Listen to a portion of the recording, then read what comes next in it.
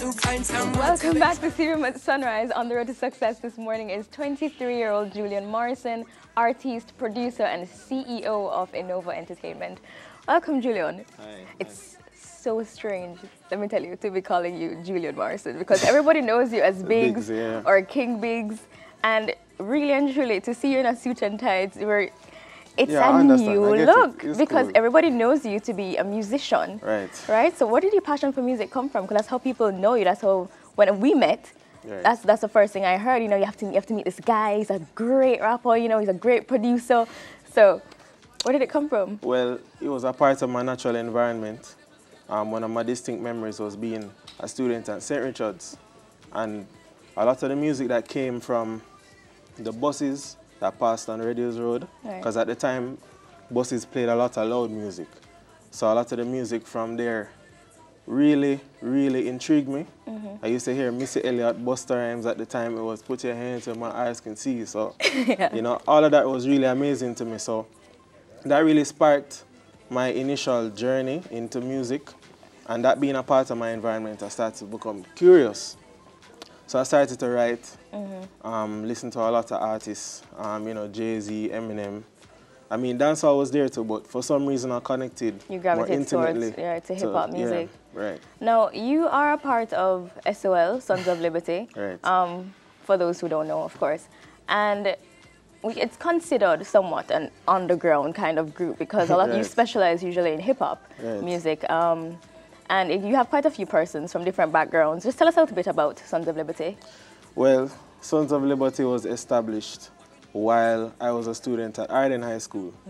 A very close friend of mine, Yanique, known as the therapist. We were very close friends. And what happened is that we used to have ciphers. So that's a circle where a lot of people gather and they trade lyrics. And one person would do the beatbox, that's doing the beat with their mouth, and everybody would go back and forth with lyrics. And eventually, it moved from that into something that we really wanted to take seriously. Right. Because, you know, it felt true, and I mean, we're good at it.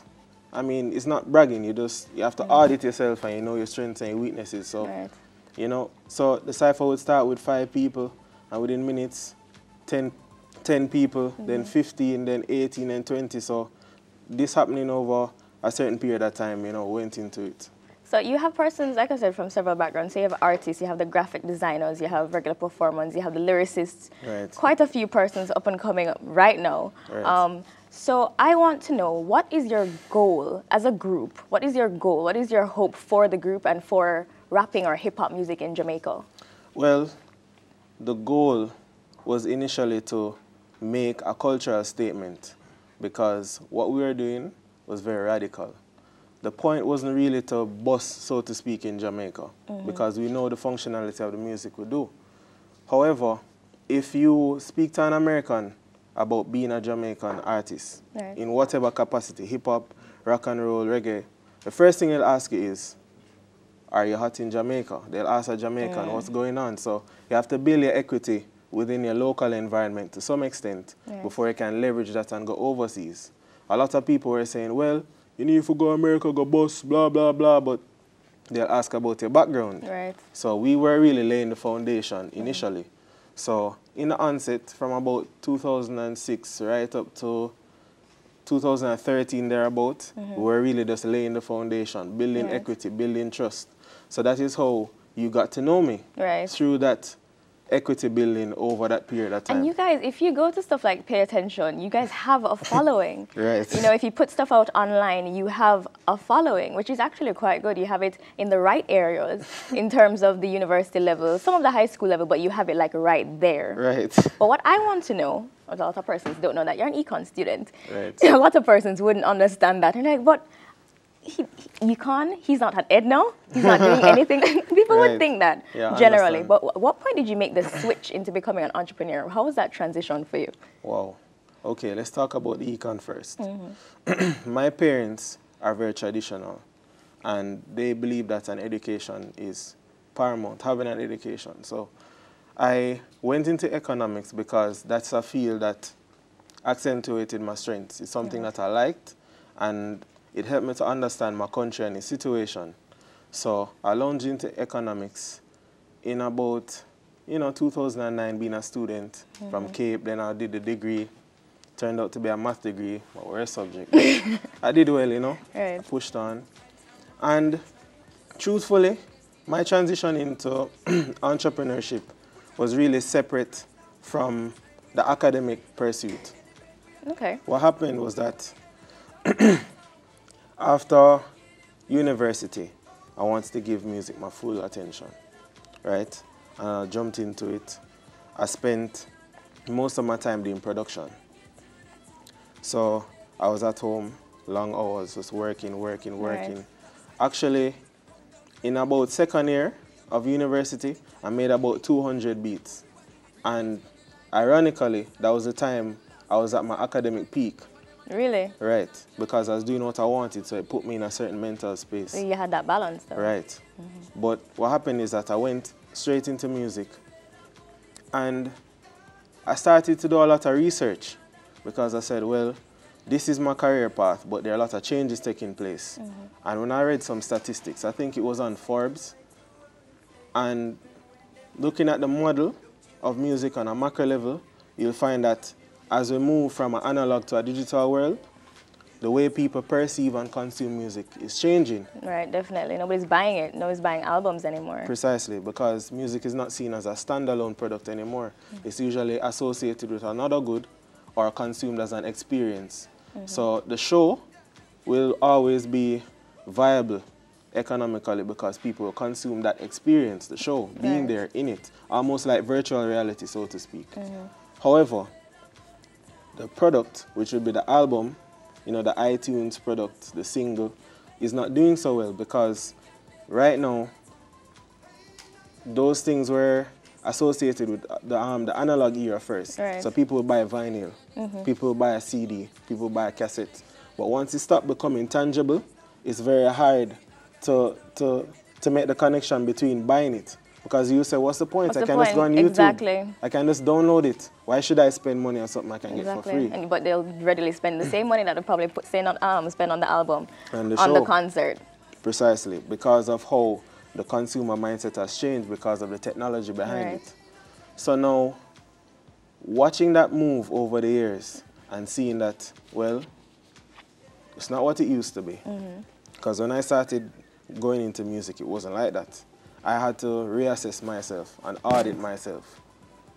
Do I want to do shows for a living? Right. Is that going to be the main focus?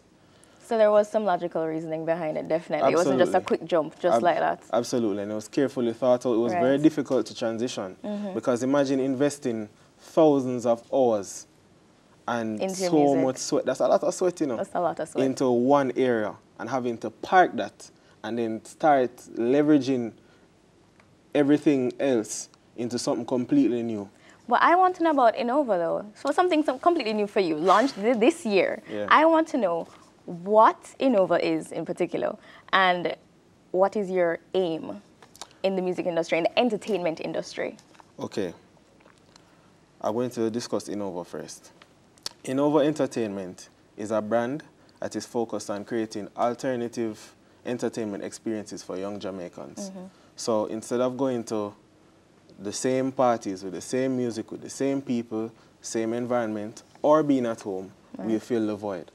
So the goal is really to solve a problem that's there. You'll find that people will say, there's nothing to do in Jamaica. It's the same thing over and over. So we're really solving that problem. Now, an example is having an event called Turn Up. Turn Up is this month. And that event is focused on trap music. So trap music is, a song, let me give you an example, like I'm in love with the Coco. Okay. That type of sound, that is an example of what trap music is. Okay. It's the current form of hip-hop. So Turn Up is related to trap music and EDM, and that's the focus of it. So you'll find that that's a form of breaking the mold, because most genre-specific entertainment experiences in Jamaica are usually reggae, the or dancehall. I was actually told that I could not do an event like that successfully because that doesn't happen in Jamaica. But the point of being an entrepreneur is not just to follow the mold. it's actually breaking it. Right. It's about innovation, hence the name Innovo. Innovo. All right. So tell us really quickly, we're running out of time, but tell us what are some of the challenges that you've encountered, personally as well as in business? Wow. It was very difficult transitioning from doing just music to doing this as well. I really had to look into myself and audit myself. I had to know that, well, this is something that I'm good at. So while I was at Arden, I did a lot of work as head boy raising funds. And I was actually very good at it because we had to raise funds for projects for the school. And I said, well, let me use that information and experience and leverage it into creating events for myself. So that was tricky. Oh, so you're quite worried about running out of time. You're getting older, you say? Yeah, absolutely, because I mean, in the next 6 years or so, I'm 30, and I have to just keep pressing. I have to know that by the time I reach a certain stage, I'm at a certain place. Right. But another challenge was even pulling it together, getting certain types of support, because I brought the business idea to professionals, and they wanted to know that, you know, how are you going to make this happen? Because when you bring forward a business idea, it is important, but it's not sufficient. Right. People want performance. So it's better to present a prototype, a running prototype, something solid, so that people can see that you have the ability to make things happen. Otherwise, it's going to be like, well, how are you going to do that? Exactly. You know, that's not going to happen. Because you have to build that equity and goodwill. You have to show that you're a performer before people will invest. I really want to continue. I really want to find out more, and I really hope we can do a follow-up in the future. Yeah, that would be great. But right now we have to go to a break. But thank you so much. No, this is yours. Thank you. Yeah, that's for everyone who supports me. Yes. So the people who supported the event before Turn Up, which is Big House Party, they specifically will come 2 for 1. 2 for 1 for Turn Up. It's a loyalty system. Awesome. Right. Everybody that turned up last time can turn up again this month. Exactly. Fantastic. All right. Thank you, viewers, for tuning in. My guest Under the Success this morning has been Julian Morrison, CEO of Innovo Entertainment. Now, if you or someone you know is Under the Success, email me at underthesuccess.cas@gmail.com. I am Yanique DaCosta. Stay with us. We are the element of surprise now. We can make it if we try. Oh.